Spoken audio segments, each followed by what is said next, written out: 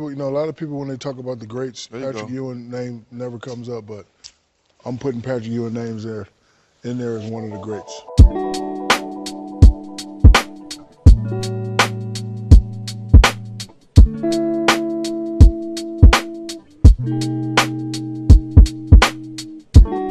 From reading around, a great comparison I've heard for Ewing was Karl Anthony Towns. Ewing was ahead of his time, being he was a center who was really good at shooting. In fact, you could argue that it was his greatest weapon.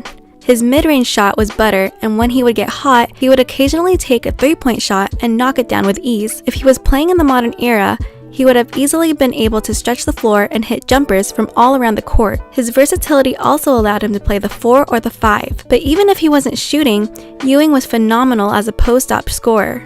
He had a wide array of moves and a soft touch. His offensive game relied on turnaround jumpers, up and unders if people overplayed the turnaround,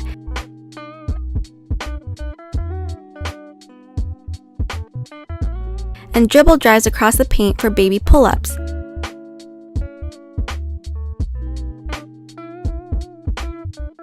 But his most unstoppable move was his fadeaway jumper. Some say he possessed one of the best fadeaways of all time. Arguably, his most famous shot came on a turnaround 3 to defeat Larry Bird and the Celtics. In his prime, he was super athletic and could dunk on anyone.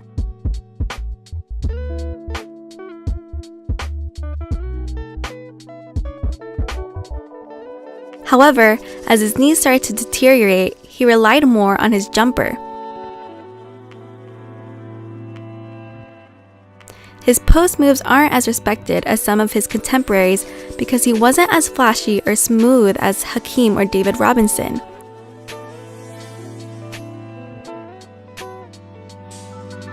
But he was still really good and averaged 20+ points for 13 seasons. On the other end, he was one of the best rim protectors in the league.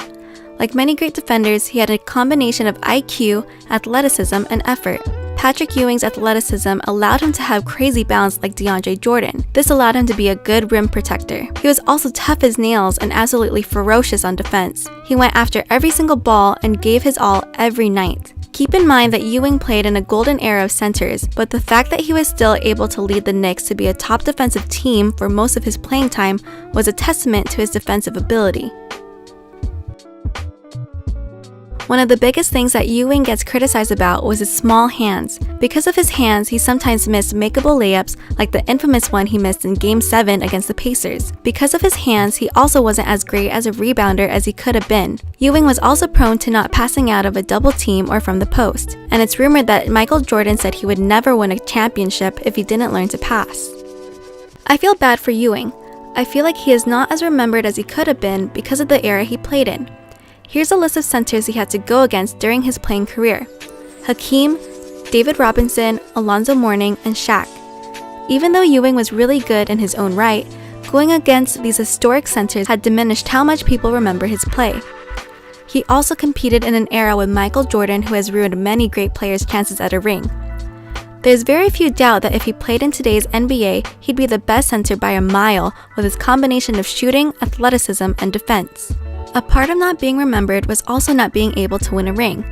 Maybe if he had a slightly better team around him, he could have made that jump and would have been more revered by people nowadays.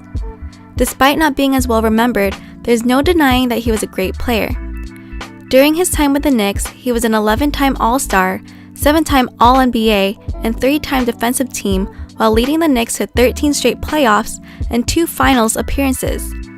Hopefully, when people think back at him, they will see that he was one of the best centers to ever play the game and possibly the greatest Knicks of all time.